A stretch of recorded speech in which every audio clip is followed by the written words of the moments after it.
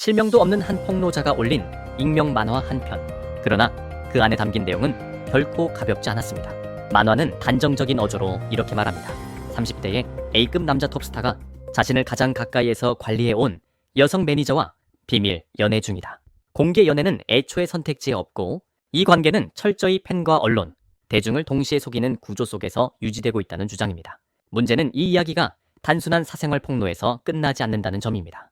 왜냐하면 이 설정은 지금 중국 연예 산업이 유지되는 방식, 그리고 팬과 아이돌 사이의 불균형한 관계를 정면으로 건드리고 있기 때문입니다. 폭로에 따르면 이 남자 톱스타는 이미 30대에 접어든 인물로 여전히 업계 최정상급 트래픽과 화제성을 보유하고 있습니다. 외부에 노출된 이미지는 흠잡을 데 없이 정제되어 있습니다. 언제나 혼자이고 연애와는 거리가 먼 듯한 태도, 팬들이 기대하는 청순하고 자기 관리에 철저한 솔로 남자 스타의 전형적인 모습입니다. 하지만 만화 속에서 그려진 실제 모습은 완전히 다릅니다.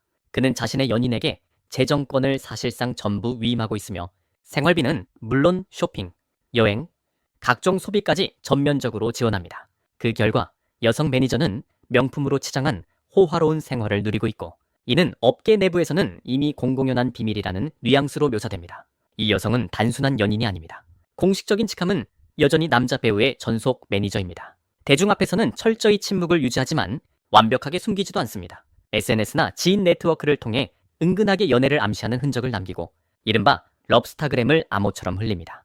더 결정적인 장면은 오프라인입니다. 팬들이 모이는 모든 공개 행사, 팬미팅, 일정에 항상 동행하며 심지어 남자 배우의 사적인 술자리나 외부 교류 자리에도 빠짐없이 함께합니다.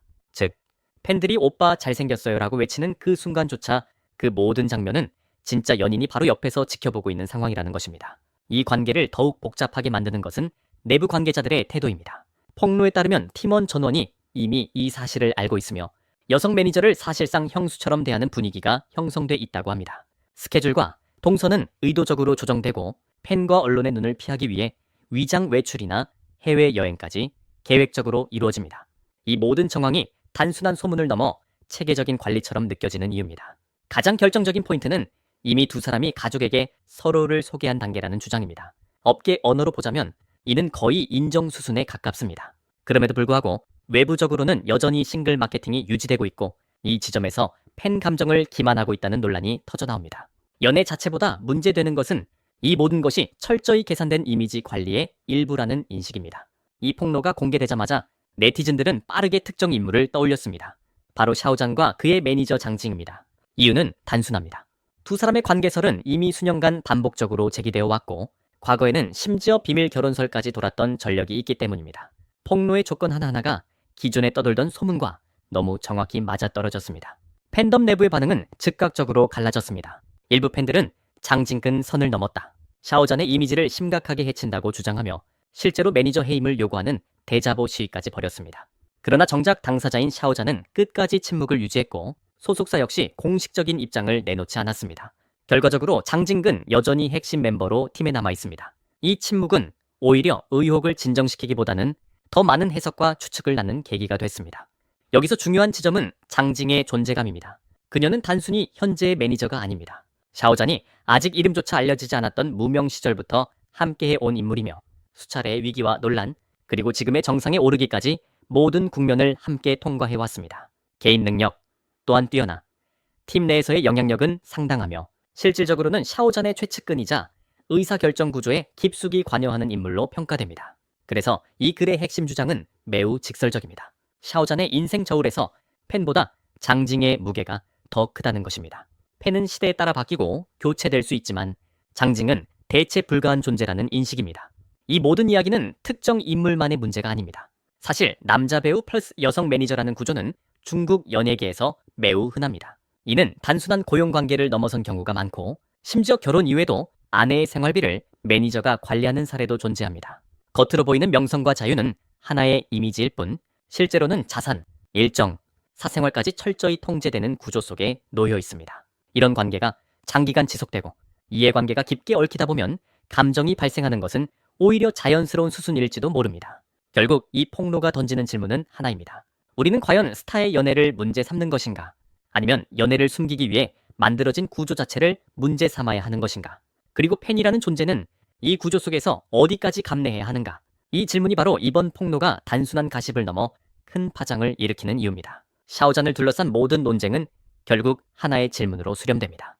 우리가 믿어왔던 이미지와 폭로가 말하는 현실 사이의 간극은 얼마나 큰가라는 질문입니다. 오랫동안 팬들 사이에서 샤오잔은 특별한 존재였습니다. 30대에 접어들었음에도 불구하고 연애와는 거리가 먼, 마치 아직도 첫사랑을 간직한 듯한 순정 남자 이미지, 감정에 휘둘리지 않고 오직 일과 자기 관리에만 집중하는 배우. 이 이미지는 우연히 만들어진 것이 아니라 수년간 팬덤과 업계가 함께 유지해 온 하나의 신화에 가까웠습니다. 하지만 폭로자가 제시하는 현실은 전혀 다릅니다. 샤오잔은 결코 연애 경험이 없는 인물이 아닙니다. 학창시절 이미 연애를 경험했고 이는 특별할 것도 없는 평범한 청춘의 일부였다는 주장입니다. 더 주목되는 부분은 데뷔 이전의 흔적입니다. 과거 온라인상에서 실명 인증이 필요한 SNS 계정이 발견됐고 해당 계정에는 샤오잔 본인으로 추정되는 인물과 일반인 여성의 사진이 다수 남아 있었습니다. 단순한 지인 관계로 보기 어려운 밀착 사진, 포옹 장면까지 포함되어 있었고 이를 본 다수의 네티즌들은 이건 연인 관계가 아니면 설명이 안 된다고 말했습니다. 여기에 더해 그 시기의 연애가 단순한 가벼운 만남이 아니었을 가능성을 보여주는 정황도 등장합니다. 샤오잔이 한 여성에게 반지를 선물했다는 의혹입니다. 지인으로 추정되는 인물이 SNS에 사진을 올리며 샤오잔이 준 것이라는 뉘앙스의 문구를 남겼고 사진 속 샤오잔은 한 주얼리 매장에서 허리를 굽힌 채 진지한 표정으로 무언가를 고르고 있었습니다. 사실 여부를 떠나 이 장면은 샤오잔이 누군가에게 감정적으로 깊이 관여했던 시기가 분명 존재했음을 암시합니다. 연예계에 발을 들인 이후의 이야기는 더욱 복잡합니다. 폭로에 따르면 샤오잔의 초기 활동 시기에는 정체가 명확히 드러나지 않은 대형 후원자가 존재했습니다.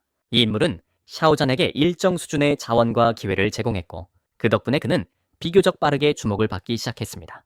하지만 이후 두 사람의 관계는 틀어졌고 그 후원 역시 중단된 것으로 알려졌습니다. 이 부분은 확인된 사실이라기보다는 업계에서 오래 회자되어 온 이야기지만 한 가지를 분명히 보여줍니다. 샤오잔은 상황을 모르고 끌려다니는 신인이 아니라 판을 읽고 선택하며 움직일 줄 아는 인물이라는 점입니다. 이 모든 조각을 종합하면 샤오잔은 결코 세상 물정 모르는 아이돌이 아닙니다. 오히려 그는 매우 현실적이고 계산적이며 감정보다 구조를 먼저 이해하는 성인에 가깝습니다. 그렇기 때문에 각종 논란과 소문 앞에서도 감정적으로 대응하기보다는 침묵을 선택하고 상황을 관리하는 쪽을 택해왔다는 해석이 설득력을 갖습니다.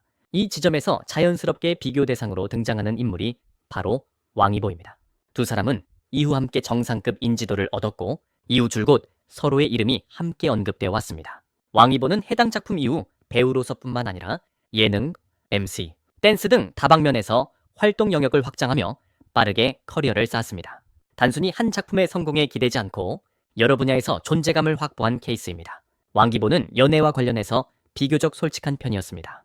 그는 데뷔 전에 이미 2차례의 연애 경험이 있었다는 사실을 스스로 인정한 바 있습니다. 한 번은 짧은 연애였고 또 한 번은 무려 4년에 달하는 장기 연애였다고 밝혔습니다. 하지만 데뷔 이후에는 여러 열애설이 있었음에도 불구하고 단 한 번도 공식적으로 인정된 관계는 없었습니다. 먹메이치와의 열애설, 재벌가 여성과의 소문 등이 대표적이지만 이들 모두는 당사자 혹은 소속사를 통해 빠르게 부인됐습니다. 왕이보의 대중적 이미지는 과묵하고 직선적인 직진남에 가깝습니다.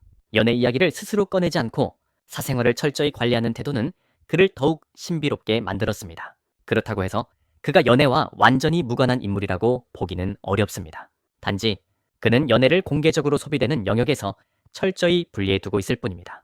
이제 자연스럽게 보군일소라는 CP 이야기를 하지 않을 수 없습니다. 이 CP에 대한 결론은 비교적 명확합니다. 연애가 아니라 비즈니스 전략이라는 것입니다.